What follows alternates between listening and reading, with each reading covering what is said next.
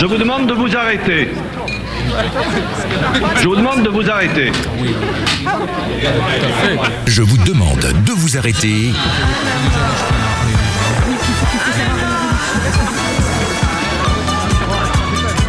Bonsoir, je vous demande de vous arrêter et de retour ce soir le lundi 3 février 2020. C'est la deuxième émission officiellement, mais la troisième en réalité, hein, si on tient compte de la première qui avait été une rediffusion. Je suis déjà perdu là. Au début janvier. Ouais. C'est exprès, c'est pour voir si vous suivez. Ça donne quoi en résultat mathématique? En résultat, aujourd'hui on est le 3 février, c'est Je vous demande de vous arrêter, où tout le monde n'est pas présent, il manque quelqu'un. On fait un bisou à Alain, évidemment. Alain. Castor. Je suis sûr que tu nous écoutes. Si tu nous écoutes pas en direct, tu nous écouteras peut-être en podcast. Je crois qu'il nous écoute en direct. Ah bah très bien. D'après ce Coucou qu'il Alain et peut-être coucou Dominique. Hein, on va les saluer. Ce soir. Je vais pouvoir pas mettre la musique d'ascenseur, c'est cool. Ah non. Ce soir c'est Tiffaine qui est à la réalisation. Bonsoir. Bravo, bonsoir Tiffaine. Bon courage surtout Tiffaine. Ouais. Oui, parce que là ce soir on lui a demandé pas mal de jobs. Alors ce soir c'est une émission un peu particulière puisque donc Mickaël, Laurent, moi-même et Tiffaine, nous accueillons une personne qui va venir nous parler d'une association qui lui tient beaucoup à cœur. Simplement avant de lui donner la parole, je vais vous lire un témoignage. C'était au 8 août 2017, je ne vous dirai la source qu'après. Voici en quelques lignes. Je m'appelle Denise, j'ai 21 ans. Ayant eu une enfance difficile, je fais ce témoignage afin d'aider des personnes homosexuelles qui n'arrivent pas à s'assumer. J'ai eu une enfance misérable. Oui, en effet, j'ai été battue par mon beau-père car ma mère lui disait que j'avais fait une bêtise alors que pas du tout. Puis à mes 12 ans, je suis tombé sous le charme de ma prof de mathématiques. C'est à partir de ce jour que j'ai regardé beaucoup de filles. À mes 13 ans, j'ai décidé de prendre mon courage à deux mains et d'enfin quitter le domicile familial. C'est alors que j'ai demandé à la directrice d'appeler une assistante sociale. Une semaine après, j'ai été placé sous une famille d'accueil où j'ai très vite fait une tentative de suicide afin de mettre fin à mes souffrances, mais j'ai été sauvé à temps par un voisin de ma famille d'accueil. Suite à cela, j'ai été hospitalisé dans un hôpital psychiatrique dans lequel je suis resté pendant 1 an. C'est ensuite qu'on m'a placé en lieu de vie, j'ai enfin recommencé à vivre. À mes 18 ans, j'ai décidé de retourner vivre chez mon beau-père. Auparavant, à mes 16 ans, j'avais fait un coming out et avoué à ma mère que j'aimais les filles. Elle m'a répondu « Je ne veux que ton bonheur », mais à sa tête, je voyais qu'elle ne le pensait pas. De toute façon, elle ne m'aime pas beaucoup. Et puis la culpabilité vis-à-vis de ses sœurs l'a gagnée, puis là vint le drame. En effet, mon père a su que je sortais avec une fille et m'a dit « Alors, t'as kiffé? Elle est bonne ?» C'est une phrase qui m'a surprise, qui m'a mis mal à l'aise et à laquelle je n'ai pas pu répondre.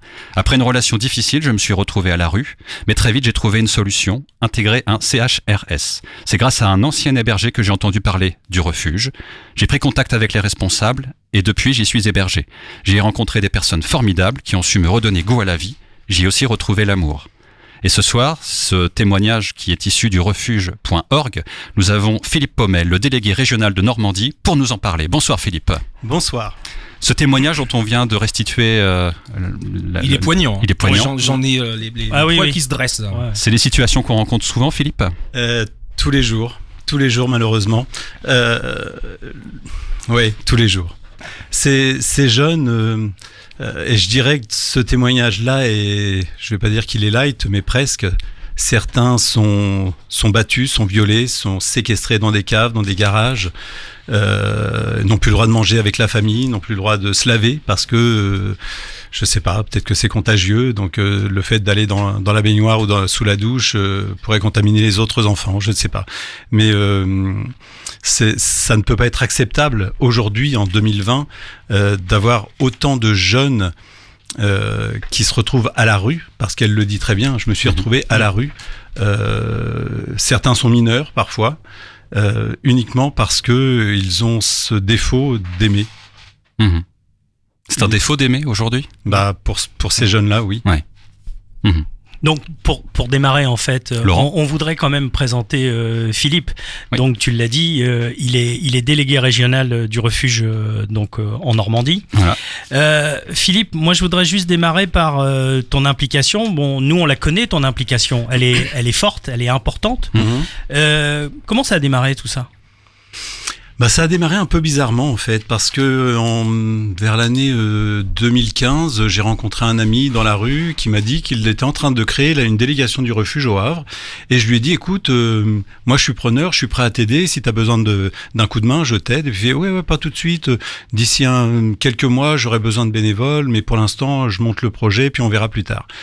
Et puis, il s'est passé une année, rien ne se passait, je l'ai recroisé, il m'a dit qu'il avait abandonné le projet. et que quelqu'un d'autre l'avait repris, mais il savait pas trop qui. Et puis un jour, il m'appelle, il me dit, écoute Philippe, il y a une place à prendre, celui qui avait repris a abandonné. Si ça t'intéresse toujours, appelle le refuge. Et voilà. Donc moi, j'étais pas parti au démarrage pour être porteur de projet et monter ce projet. Maintenant, j'étais là pour donner un coup de main, quoi. Et puis je me suis dit, il faut le monter ce truc. On peut pas laisser ces jeunes à la rue comme ça. Donc, j'ai pris mon courage à deux mains. J'ai d'abord appelé le national, j'ai appelé Montpellier. J'ai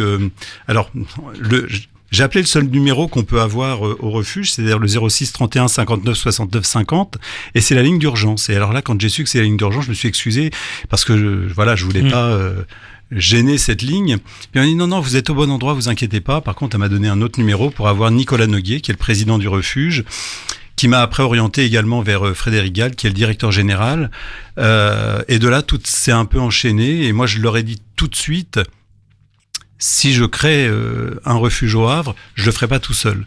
Et là, je me suis entouré de 7 personnes au démarrage, jusqu'au jour où, et ça c'est un moment très fort dans la création du refuge, j'ai un appel d'un monsieur qui me dit, voilà, je m'appelle Luc Foubert, je suis maire de Sausseuse-Marenco, et il m'est arrivé un truc pas banal, faut que je vous en parle. Et puis on a déjeuné ensemble à midi, et il m'a expliqué que un soir de février 2016, il entend frapper à sa porte, il va ouvrir, il est 10h30 à peu près, et puis là il voit un jeune en pleurs avec son sac, Sausseuse-Marenco, 420 habitants, donc il le connaît évidemment, en plus il est le maire, et le jeune, lui, il le fait rentrer, il lui explique que il est venu le voir lui parce que comme il avait marié 2 lesbiennes quelques semaines plus tôt, il savait qu'il avait cette capacité d'écoute et de compréhension, et donc il dit voilà, je viens d'avouer mon homosexualité à mes parents et ils m'ont foutu dehors. Et ils ont parlé une partie de la nuit. Il lui a dit bon tu dors dans le canapé à un moment et puis moi je vais me coucher parce que lui il bossait le lendemain. Et le lendemain matin, Luc est allé voir les parents qui étaient effondrés parce que quand ils ont vu le maire arriver, ils se sont dit il est mort, il s'est tué. Et ils regrettaient, ils l'ont cherché, ils ont expliqué qu'ils l'avaient cherché partout dans le village toute la nuit. Ils l'avaient pas retrouvé, ils ont pas pensé aller voir le maire. Et l'histoire s'est bien finie. Parce que là, ils ont accueilli ils ont eu la mauvaise réaction de la surprise, etc. Mais ils sont tombés dans les bras tous en pleurs et c'était très bien. Sauf que Luc s'est dit, mais si jamais il m'avait viré, parce qu'ils auraient pu faire pareil qu'avec ce jeune, qu'est-ce que j'aurais fait de ce jeune? Et de là, il a appelé le refuge et ça a été la 9e personne de l'histoire. Moi, je pense que, je pense qu'il serait intéressant de te présenter aussi, parce que ton parcours de vie est pas banal. Si je ne m'abuse, si je me trompe, tu me le dis, Philippe. Oui. Mais tu n'as pas été déclaré homosexuel dès la naissance, si je peux me permettre. Tu as eu une vie hétérosexuelle et tu t'es... Alors moi j'ai déjà un ami homosexuel qui m'avait déjà dit je suis né à 40 ans et je sais que je t'en avais parlé. C'est une belle phrase. Oui, c'est une très belle phrase parce que elle m'a marqué cette phrase. Est-ce que toi quelque part t'as pas ce chemin où tu es né à un certain âge et où tout s'est révélé à toi? Est-ce que ta vie a diamétralement changé le jour où tu as fait, comme on dit si bien, moi j'aime pas cet anglicisme, fait ton coming out? Ouais, j'aime pas trop ce mot-là non plus, mais j'aime pas qu'il existe en fait. Ouais. Parce que pourquoi un homosexuel a besoin de faire son coming out et pas un hétérosexuel? Tout à fait. C'est plus pour ça que j'aime pas ce mot-là. Alors, je suis né à 40 ans. Moi, je dirais pas ça. Je le dirais pas comme ça, parce que on ne choisit pas d'être homosexuel, on choisit de le dire ou pas. Et moi, je l'ai pas dit, mais je le savais depuis toujours. J'ai vécu, effectivement, je me suis marié parce qu'il fallait se marier. Je suis tombé amoureux de ma femme, hein, j'ai pas honte de le dire, et c'est parce que c'est comme ça. J'ai 3 enfants extraordinaires que j'adore. Et c'est marrant ce que tu disais, parce que tu parlais de je suis né à 40 ans. Moi, c'est le jour de mes 40 ans où tout a basculé. C'est J'étais très bien la veille, j'étais très bien le lendemain, mais ce jour-là, j'ai décidé de vivre ma vie, parce que je savais ce que devait être ma vie, et c'était pas celle que je vivais. Je me cachais, je me camouflais, et voilà. Mais non, je regrette pas ce que j'ai fait. Je regrette rien du tout. Maintenant, j'ai eu une belle vie du début jusqu'à aujourd'hui. Elle n'est pas finie, Philippe. Je vais dire à la fin, mais non, mais je l'ai pas dit. Jusqu'à aujourd'hui. Et moi, je suis heureux.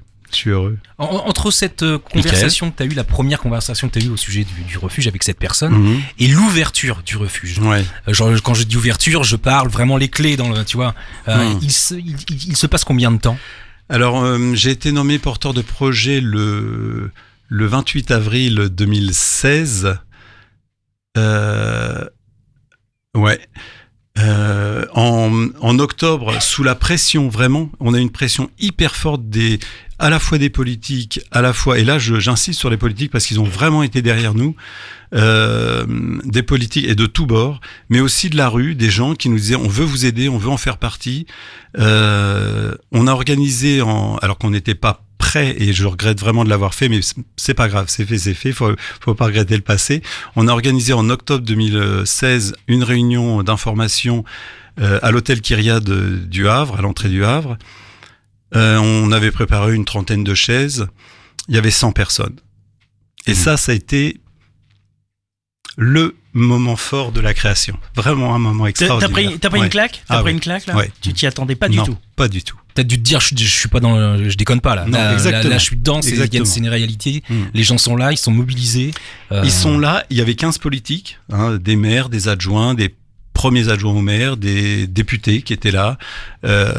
Et aujourd'hui, ils sont tous toujours là. Et ça, c'est important. C'est important de le souligner parce que sans eux, je vais pas dire que rien n'est possible, mais on a besoin de ce soutien-là, parce que par moment, on a besoin, quelquefois, c'est d'une camionnette pour déménager. Voilà, on sait qu'on peut compter sur telle commune, d'une salle pour faire une réunion ou pour organiser un événement. Voilà, on sait que la ville du Havre nous suit aussi sur. Alors effectivement, on n'a pas forcément le choix ni de la salle ni de la date, mais après c'est un arrangement et on trouve toujours un terrain d'entente.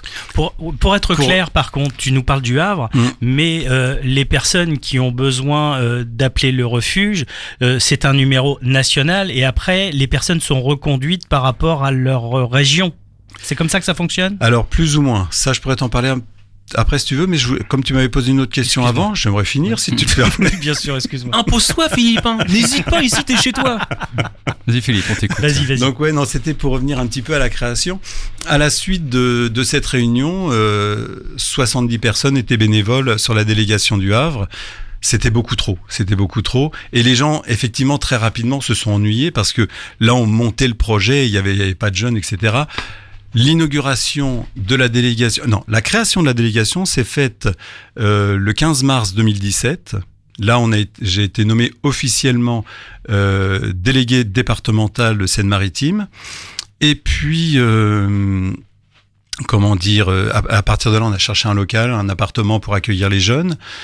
Et le 30 septembre 2017, on avait les clés du local et de l'appartement. On faisait l'inauguration du refuge au Havre, une partie au local, mais il y avait beaucoup de monde. On était à la salle François 1er après pour un petit pot de l'amitié et puis les discours et tout. Et on a accueilli le premier jeune après les travaux qu'on a pu faire dans l'appartement mi-décembre 2017. C'est une belle histoire et on revient juste après un David Bowie que tu as choisi, Philippe. Tout de suite.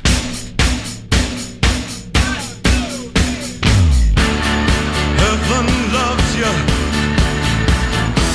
The clouds part for you. Nothing stands in the way when you're a boy. Clothes always fit you. Life is a pop of the cherry when you're a boy.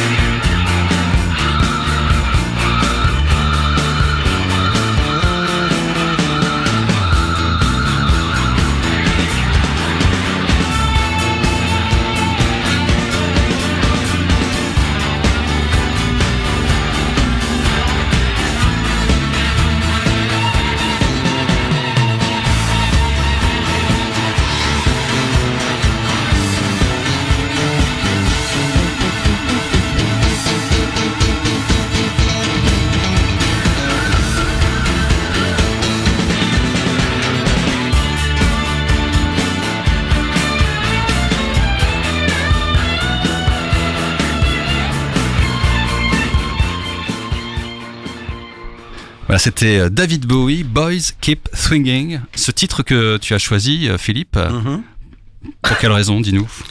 Parce qu'on a essayé de chercher avec Michael et puis Laurent, merci.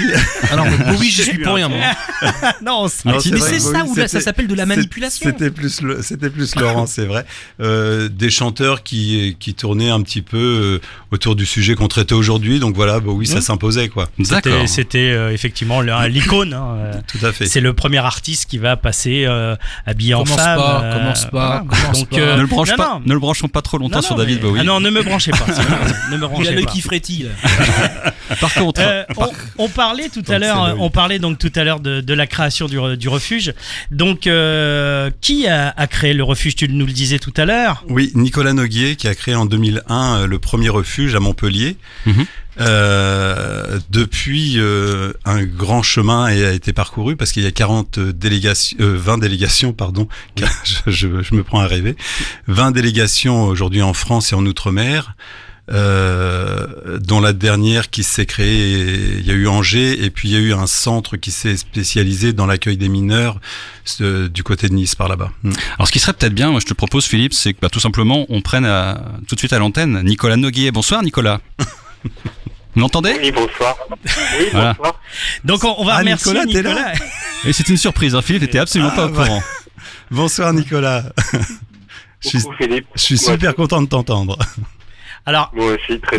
Juste un truc, Laurent. c'est que je voulais quand même te dire, Philippe, que c'était la moindre des choses que Nicolas Noguier, qui est quand même le président du refuge, soit avec nous ce soir.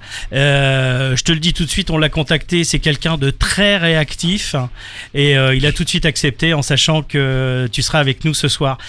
Nicolas, qu'est-ce que tu dirais bon, c'est toi qui as créé le refuge. Sur quel plâtre tu t'es essuyé au démarrage? Effectivement, c'est moi qui ai créé le refuge, mais déjà, je tiens à dire que le refuge, il n'existerait pas sans toutes les équipes qui se mobilisent, et particulièrement celle de Seine-Maritime, de Philippe, qui est super dynamique et que j'ai rencontré il n'y a pas très longtemps, un petit peu avant Noël.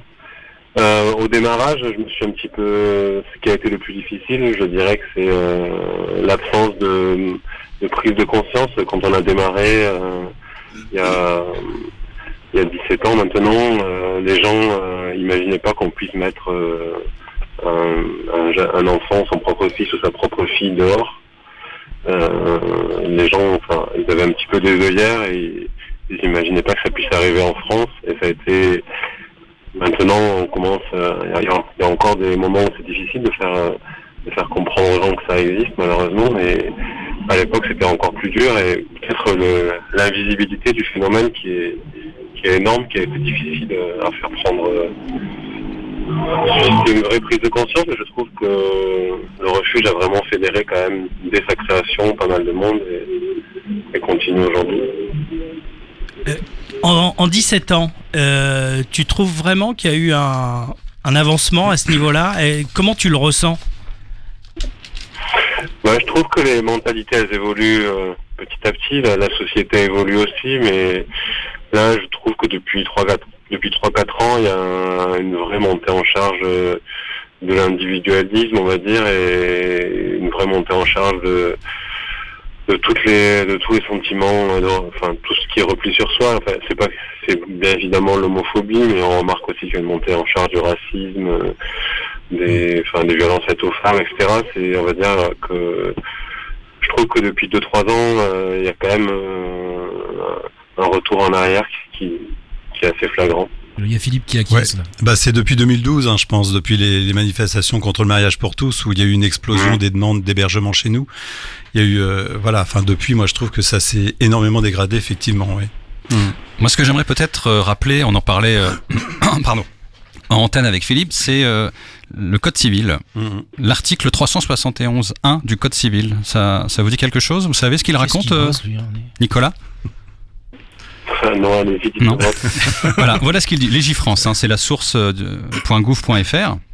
Voilà, c'est très court. L'autorité parentale est un ensemble de droits et de devoirs ayant pour finalité l'intérêt de l'enfant. Elle appartient aux parents jusqu'à la majorité ou l'émancipation de l'enfant pour le protéger dans sa sécurité, sa santé et sa moralité, pour assurer son éducation et permettre son développement dans le respect dû à sa personne. L'autorité parentale s'exerce sans violence physique ou psychologique. Les parents associent l'enfant aux décisions qui le concernent selon son âge et son degré de maturité. Il a été oublié cet article du Code civil ?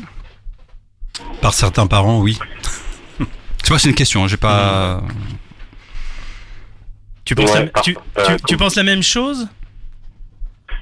Comme dit Philippe, par certains parents, oui. Et c'est vrai que nous, en fait, on a très peu de jeunes qui se retournent contre leurs parents en procédure. Parce que quand ils arrivent au refuge, même s'ils ont été rejetés par leur famille, même s'ils ont vécu des choses atroces, ils espèrent toujours au fond d'eux-mêmes que ça reste quand même leurs parents. Ils espèrent toujours au fond d'eux-mêmes arriver plus tard à renouer les liens. Et quand ils arrivent au refuge, nous, on essaie d'être au plus proche de la rupture pour éviter que le jeune y connaisse des situations d'errance et se retrouve à la rue trop longtemps. Donc, quand ils arrivent au refuge, ils sont pas vraiment dans une démarche de vouloir engager des recours pour des pensions alimentaires, etc. Envers leurs parents, même s'ils ont le droit, même s'ils auraient le droit, même si la situation dans laquelle ils se trouvent, rejetés, mis à la rue, mis en danger, justifierait. Et je pense que les avocats du refuge, ils n'auraient pas de mal à gagner contre les parents.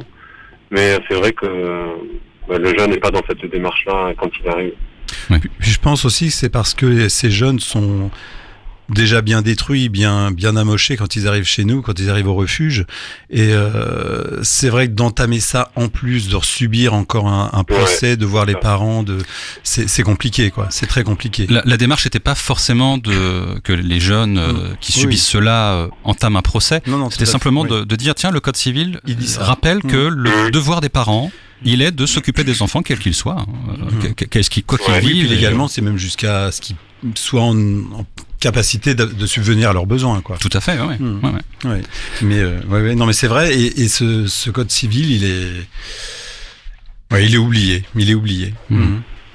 Moi, j'ai en consultant, en préparant l'émission, Nicolas, Philippe, j'ai donc vu que vous aviez une personnalité très connue, appréciée du grand public, qui est la marraine du refuge. Ce que je vous propose, c'est que on l'écoute parler du refuge. Hein, c'est non, elle est pas en direct. Elle est pas en direct. Non, elle est pas en direct. Non, parce que là, après, faut me prévenir. On aurait bien aimé, mais non. On va écouter Muriel Robin, parce que c'est d'elle dont il s'agit. On va l'écouter. C'était dans Essentiel Santé Magazine en novembre 2018. La journaliste Cécile Fratellini recueillait ses propos. On l'écoute. J'ai décidé de devenir la marraine du refuge parce que ces jeunes filles et garçons qui sont mis jetés dehors, voilà, il n'y a pas d'autre mot, ça me bouleverse. Il est important de dire qu'ils n'ont pas choisi ce qui leur arrive, c'est-à-dire d'être homosexuel, en tout cas homo, je suis même pas sûr qu'il y ait déjà eu de la sexualité. Je me souviens d'un qui m'a dit que son père avait frappé, son grand frère avait frappé, c'est pas toujours le cas, mais en tout cas c'est dehors, t'es de la merde, tu nous fais honte, donc une destruction psychologique, plus de lieu, toute la famille autour, tout le monde est contre, donc c'est fini, la personne se retrouve seule, n'a encore une fois rien fait, et au lieu d'être pris dans les bras en disant écoute mon chéri ou ma chérie, ça va être un peu plus compliqué pour toi, et donc on a besoin d'aide, d'amour, ils vivent le contraire, comme si ils étaient fautifs. Donc il y a la justice, je comprends très bien que vous, parents, ce soit parfois insoutenable, cette nouvelle. Très violent. C'est pas du tout ce que vous vouliez. Et c'est votre éducation, votre plein de choses qui se mettent en place et qui font que ça, c'est pas possible pour vous. Mais quand même, c'est dur, quoi, de mettre son enfant dehors, quoi. Enfin, je suis sûr qu'au fond de vous, vous pouvez pas vivre ça bien. C'est pas possible. Une réaction, Nicolas, Philippe, est-ce que vous venez d'entendre de Muriel Robin? Et de pourquoi Muriel Robin? C'est elle qui est venue vers vous? C'est vous qui êtes allé la rencontrer pour lui proposer? Comment ça s'est passé? Non, on l'a rencontré avec Muriel Robin, c'est elle qui est venue vers nous, en fait. Un jour, elle avait une pièce de théâtre à Montpellier, elle donnait une représentation, et le matin, vers 11h, elle m'appelle sur mon portable. Je pense qu'elle avait eu le numéro au siège de l'association, et elle m'appelle sur mon portable, elle me dit bonjour, c'est Muriel Robin. Déjà, j'ai eu du mal à le croire, mais bon, J'ai fait comme si je croyais que c'était elle, je continue la conversation. Et après, au fil des échanges, j'ai vu que c'était vraiment elle. Et elle me dit, je joue une pièce de théâtre ce soir à Montpellier, à 19h, et si vous avez le temps, j'aimerais bien venir rencontrer les jeunes à 14h. Voilà, partager un petit moment avec eux, mais elle me prévient, elle me dit, mais par contre, comme je suis en pleine tournée, j'aurai pas beaucoup de temps, j'aurai juste une petite demi-heure avec eux, et si vous voulez organiser quelque chose, je suis partante. Donc bien sûr, on organise un truc et tout, on organise un petit goûter avec les jeunes, tout ça. Et elle est arrivée à 14h comme prévu, et au lieu de partir à 14h30, elle est partie à 17h. Et ça a été 3 heures vraiment. Il y avait 7 ou 8 jeunes à ce moment-là, et c'était vraiment un moment intime qu'elle a passé avec eux, et elle s'est beaucoup confiée, je pense comme elle s'était jamais confiée, et il y a vraiment quelque chose qui s'est créé à partir de là, en fait. Et depuis, elle est vraiment très très proche du refuge, elle demande souvent des nouvelles, elle invite les jeunes et les équipes quand elle fait les spectacles. Et c'est vraiment quelqu'un de très bien, je trouve. On doit aller la voir au mois de mars d'ailleurs à Caen bientôt. D'accord, eh bien, ça sera peut-être l'occasion d'avoir un échange en face à face finalement, Philippe, avec Muriel Robin. On te le souhaite en tout cas. Ce qu'on vous propose, Nicolas, Philippe, c'est qu'on passe un titre. Christine and the Queens. Alors attends, parce que Tiffen m'a dit qu'on les appelait plus comme ça. Ah non, on l'appelait plus comment comme on l'appelle ton C'est titre? Chris, tout simplement maintenant. Même à l'époque où elle a sorti ce titre-là? Maintenant, si ça date de avant, c'était Christine and the Queen, et maintenant c'est Chris. Tout bon, on écoute qui alors? On écoute Chris? On l'écoute quand même.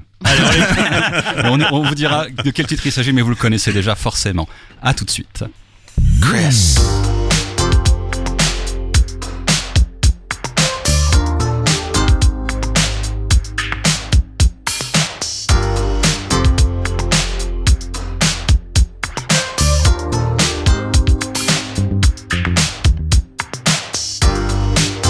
Je me fais la nique, les mains dans le blouson.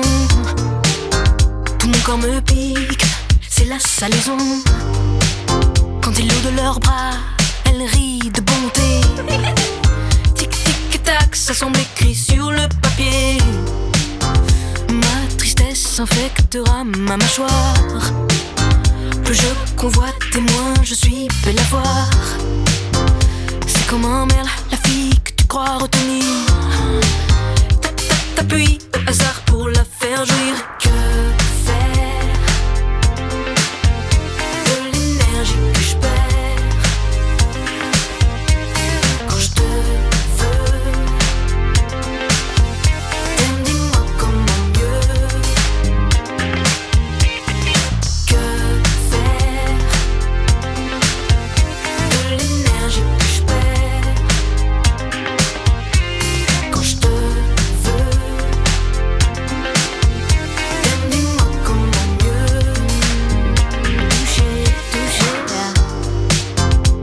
Allez noyer ma femme puisque c'est elle qui t'a plu. Un billet pour Stella qui sucera mes amours déçus. Dans le noyau des villes, ils m'interpellent depuis leur cliché. T'es qui de la monnaie pas défendue. Revenu au matin pleine de sueur. Mon corps menti entre les bras du passeur. Accroupi, laissé toute l'âme tragique. T'es qui pour me traiter toi? Que faire de l'énergie que je perds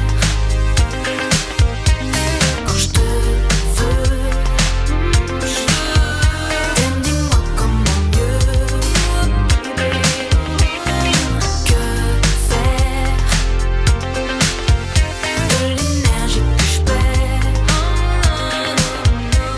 quand je te veux?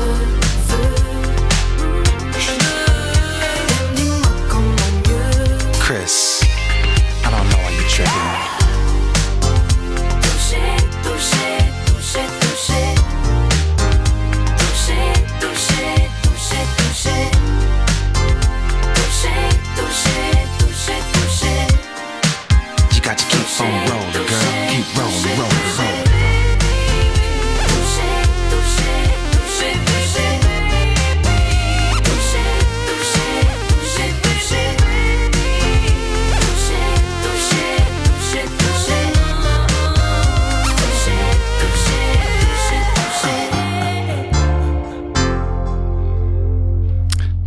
c'était Chris, elle le dit au début de la chanson, donc Chris, et c'est le titre Dame, dis-moi.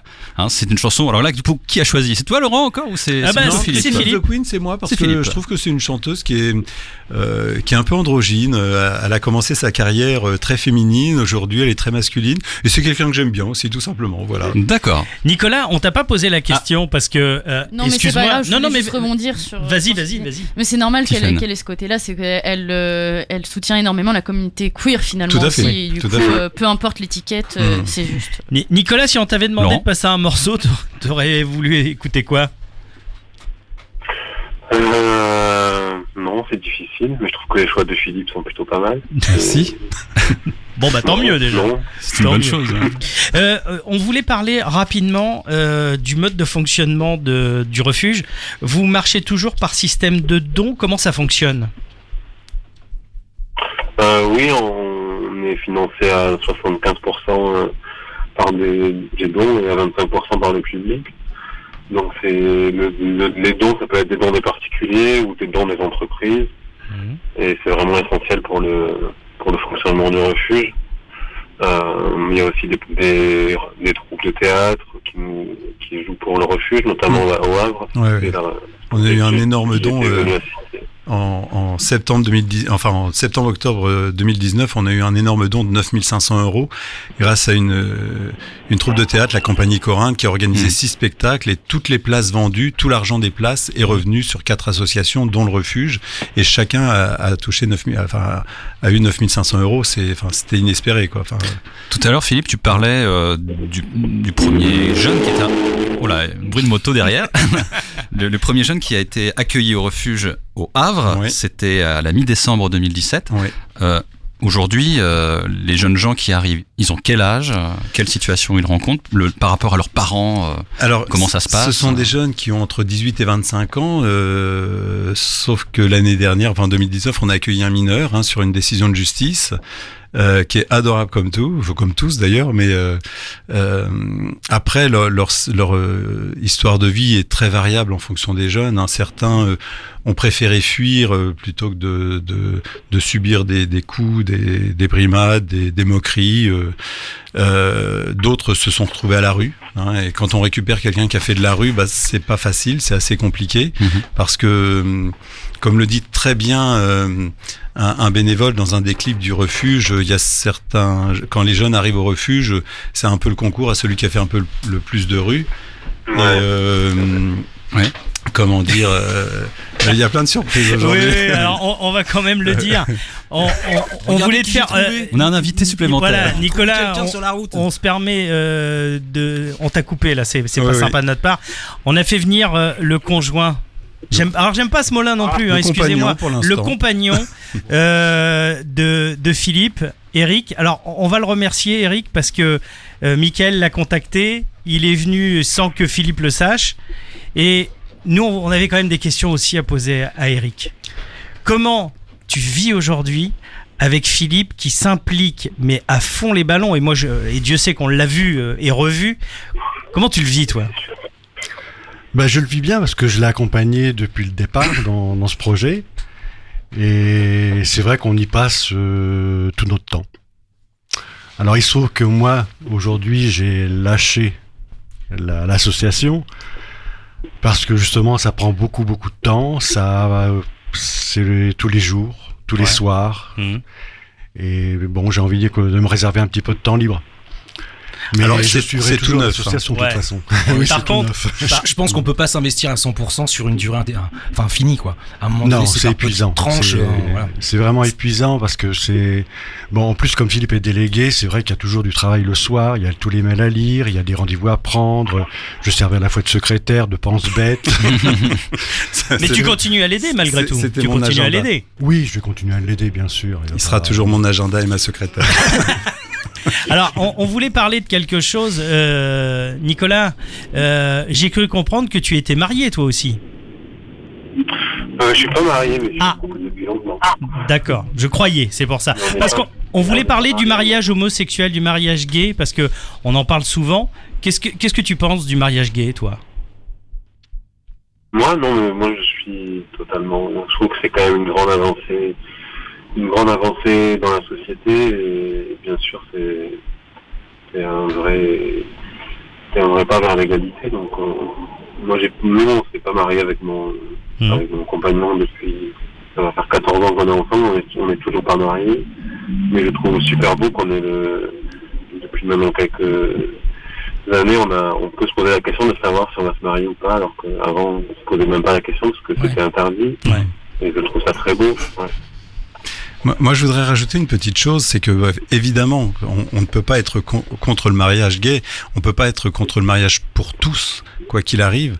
Et moi, ce qui m'a vraiment énormément heurté en 2012, ce sont ces manifestations. Et pour la première fois en France, il y avait des manifestations pour enlever un droit à des gens, alors que jusqu'à présent, en France, les manifestations qui avaient lieu, c'était pour acquérir des droits. Et là, pour la première fois en France, il y avait des milliers de gens qui étaient dans la rue pour enlever un droit, quoi, pour ne pas autoriser ce droit à une minorité de la population, quoi. Mmh. Et ça, j'ai trouvé ça dramatique, quoi. J'ai l'impression qu'on enlève un peu l'humanité aux êtres humains, quoi. Mmh. Non, je sais pas. C'est curieux. Ouais, oui, c'est curieux. On veut séparer les gens, on veut les mettre dans des cases, voilà, on est tous pareils, on est tous égaux. Enfin, moi, quand je regarde la mairie au Havre ou n'importe où en France, c'est écrit liberté. Il y a aussi écrit égalité et fraternité, quoi. L'égalité, tu es... l'égalité aujourd'hui, on ne l'a pas. Enfin, tout le monde ne l'a pas. Il y a encore des choses que les gens, une catégorie de la population peut faire et d'autres pas, quoi. Donc, à partir du moment où il y a ça, les gens sont pas égaux, quoi. Quand on a préparé l'émission, tu me permets de trahir quelque chose. Vas-y, je sais pas ce que tu vas dire. Tu vas voir. Donc 06.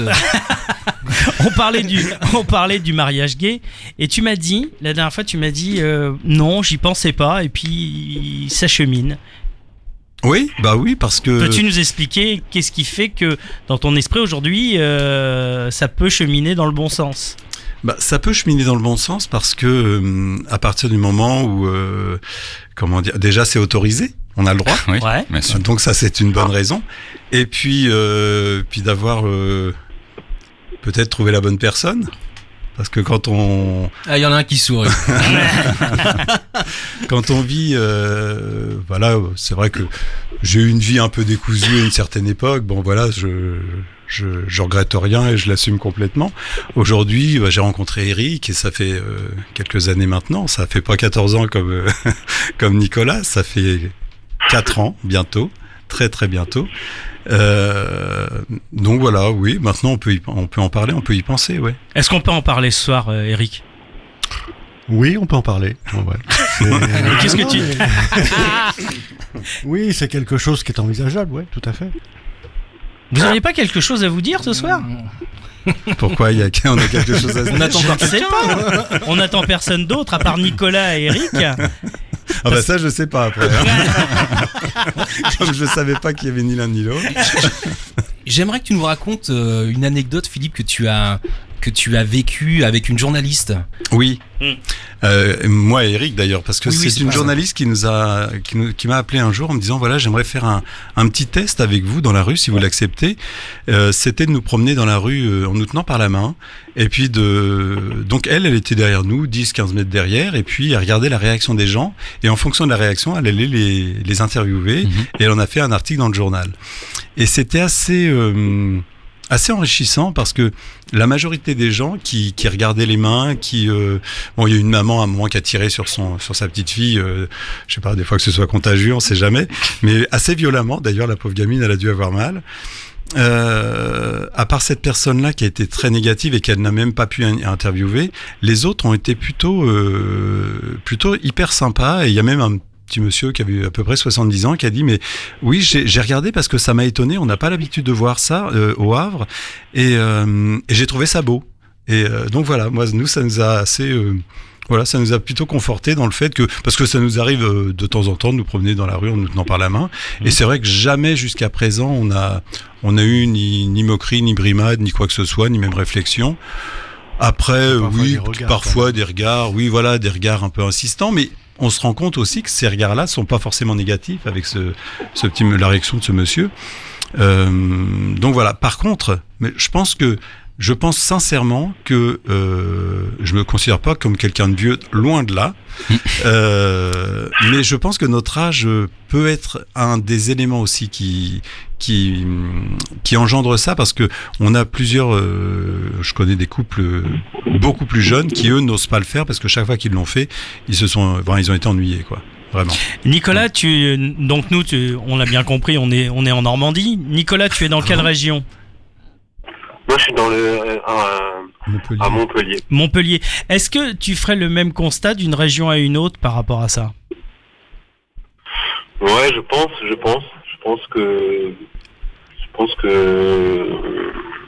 n'y a pas de région épargnée ou qu'il n'y a pas de région plus difficile que d'autres. Peut-être que, l'homophobie, c'est vraiment ces regards et tout ça, c'est un petit peu partout. Peut-être qu'il y a des difficultés dans le milieu rural. Ouais. C'est beaucoup plus difficile. Moi, je viens d'un petit village en milieu rural et ça n'a pas été facile durant mon adolescence. Mais après, nous, on va au niveau du refuge, on commence à avoir maintenant des délégations un petit peu partout, et dans toutes les régions en tout cas, et il n'y a pas un seul refuge qui est vide. Non, ça je confirme. Je pense que toutes les régions sont touchées malheureusement. Justement, Nicolas, sur le site le-refuge.org, il y a aussi un rappel des implantations en France, et il est important de préciser, donc il y a 19 délégations départementales du refuge. 20 maintenant. Alpes-Maritimes, Bas-Rhin, Bouches-du-Rhône, Corse, le Doubs, Gironde, la Guyane, Haute-Garonne, l'Hérault, l'Ille-et-Vilaine, l'Isère, la Réunion, le Maine-et-Loire, le Nord, Paris, les Pyrénées-Orientales, le Rhône, la Seine-Maritime et le Vaucluse. Ça, c'est ce qui est donc mentionné sur le site du refuge. Et le refuge dispose également d'un réseau de 40 correspondants relais implantés dans les départements où l'association ne propose pas d'hébergement et d'accompagnement. Ces derniers sont des représentants locaux sur des missions de communication et de sensibilisation. On peut en dire quelques mots à ce sujet, Nicolas ? Oui, les correspondants relais, en fait, c'est né d'une volonté de vouloir faire connaître l'association dans les villes où on n'était pas présent physiquement, où on n'a pas de locaux physiquement, et où il y a aussi beaucoup de travail à faire, notamment les correspondants relais et leurs équipes font beaucoup de travail en ce qui concerne les interventions au milieu scolaire, par exemple, les forums, toutes les actions de sensibilisation, et du coup, ça permet aux jeunes de faire connaître la ligne d'écoute et de pouvoir, ça rend l'association en tout cas plus proche du terrain et plus proche des besoins. Je rebondis sur l'histoire des participations du refuge dans les écoles. Je crois que Philippe, tu fais des réunions dans les écoles, c'est ça ? Alors, sur le Havre en tout cas ? On fait des interventions au milieu scolaire au Havre, à Rouen. On va en faire une au mois de mars à Deauville, dans un centre équestre qui est une école pour devenir jockey, lad, enfin tous les métiers de... Oui, il paraît qu'il y a une homophobie là-dedans, c'est abominable. Sérieux ? Ouais. Là, tu m'apprends quelque chose. Il y en a une... Dans les haras, tu veux dire ? Alors oui, oui. Et donc le terrible monde du tiercé, messieurs. Et nous on intervient là, on a eu une explosion des demandes là ces dernières semaines, ces derniers mois, et là on est intervenu vendredi au lycée Porte-Océane au Havre sur 3 classes. Et puis il y en a plein à venir là jusqu'au mois de juin. On va pas chômer. Ouais. Succinctement. Sous quelle forme voilà, les interventions ont lieu ? Les interventions. Faut savoir quand même que le refuge au niveau national a un agrément national par l'éducation nationale. Ça fait beaucoup de national, mais mais voilà. Donc l'avantage, c'est qu'on peut intervenir partout en France, partout où on nous demande, et partout où il y a des personnes formées pour pouvoir intervenir sur le milieu scolaire. Alors après, on a tout un déroulé et on intervient entre autres sur les peurs. Qu'est-ce qui fait peur pour quelqu'un qui est homophobe ? Pourquoi on a peur parce que homophobie, c'est la peur de l'homosexuel, quoi. Donc pourquoi on peut avoir peur ?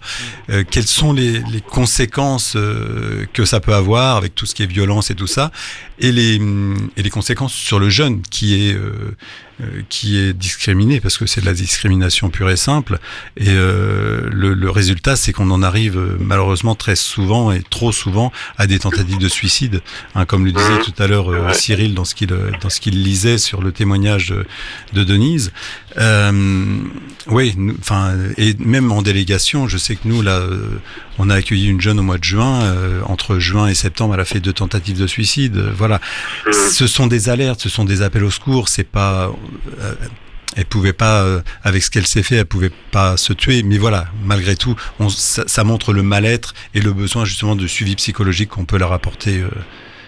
Oui. J'allais vous dire effectivement, parce qu'on arrive tranquillement à la fin de l'émission, il nous reste à peu près 10 minutes, c'est important de le préciser. Nicolas, vous pouvez rester avec nous jusqu'à 19h, c'est bon pour vous ? Oui, il n'y a pas de souci. Pas de souci, parfait. Avec plaisir. Moi j'ai juste une question, Philippe, c'est aujourd'hui une jeune qui a besoin de rencontrer quelqu'un du refuge. Où est-ce qu'il s'adresse ? Qui il contacte ? Comment il s'y prend ? Où est-ce qu'est l'appartement ? Toutes ces choses-là. Alors où est l'appartement ? Ça je ne le dirai pas parce qu'il y a trop de jeunes en danger et donc les adresses restent secrètes, complètement secrètes. Par contre, nous avons un local d'accueil de jour qui se trouve à l'angle de la rue Labédoyère et de la rue Berthelot. Alors on donne le 56, mais le 56 c'est la porte d'à côté, on n'a pas de numéro nous. Donc mais non, il n'y a pas de numéro à la porte. Donc c'est juste à l'angle au pied du pont Denis Papin. Pour ceux qui sont du Havre, ils connaîtront. Donc là, le local est ouvert tous les samedis de 14 à 16 heures. Donc c'est sans rendez-vous là ? Sans rendez-vous, ils peuvent venir quand ils veulent.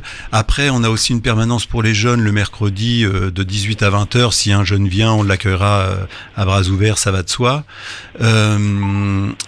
Et puis après, je dirais, alors il peut nous contacter par ce biais-là.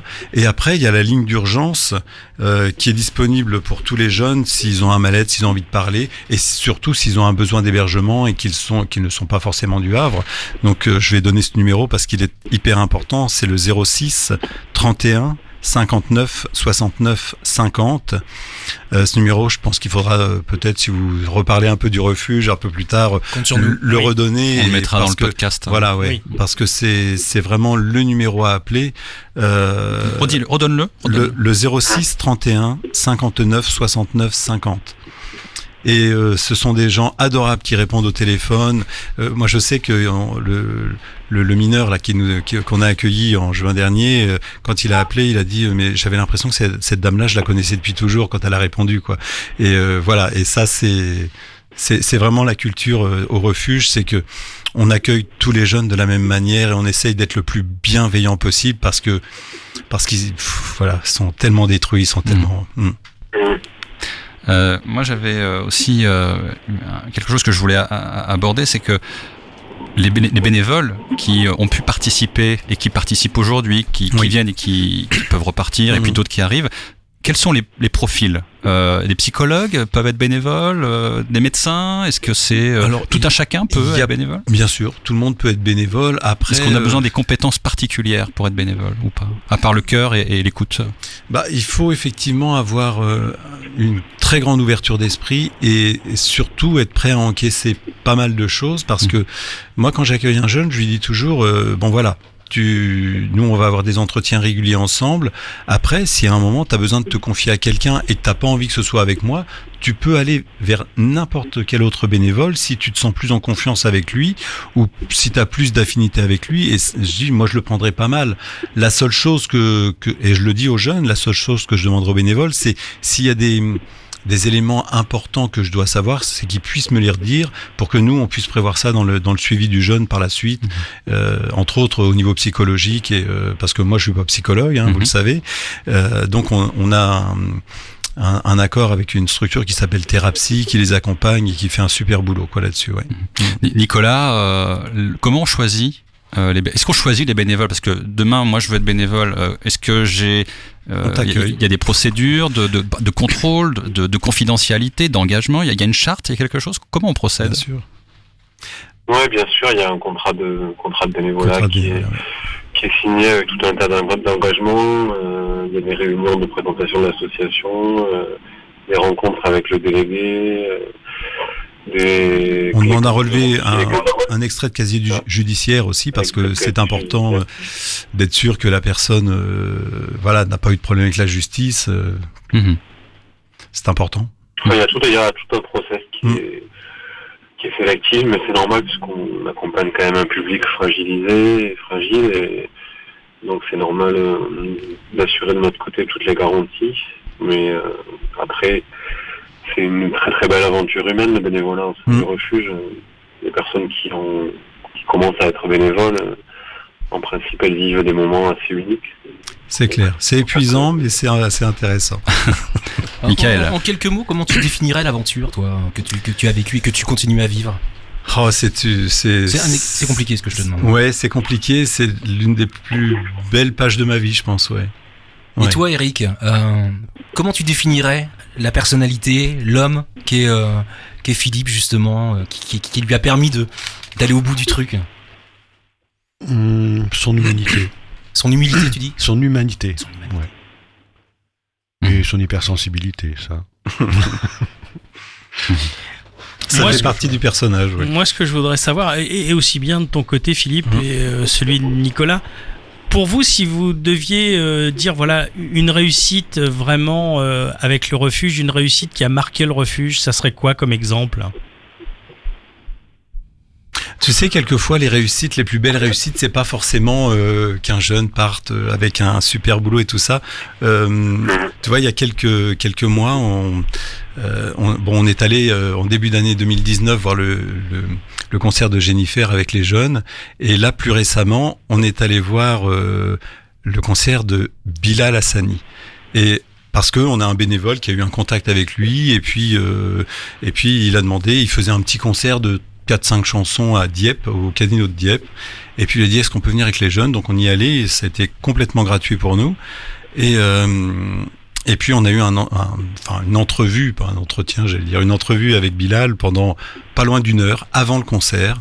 Il a été hyper heureux d'accueillir les jeunes, mais tu vois, moi ce jour-là, parce que je savais pas si les jeunes connaissaient Bilal Hassani, en fait, on les a emmenés, on leur a pas dit où on allait, on leur a dit on va à Dieppe. Et on leur a pas dit qui ils allaient rencontrer. Et avant de rentrer, je me suis dit, je vais leur dire, parce que si jamais ils le connaissent pas, on va avoir l'air con, quoi. Je leur dis un peu qui c'est avant. Et je leur ai juste dit, on va voir BH. Et puis alors il y en a un, notre petit mineur, il fait quoi? Bernard-Henri. Exactement. Et puis je dis non. Il manquait le L. C'était ça. Et puis à un moment, il s'arrête, puis il fait Bilal Hassani. Alors je dis ça te ferait plaisir? Non, c'est pas lui. Je dis ouais. Et alors là, c'était le plus beau jour de sa vie.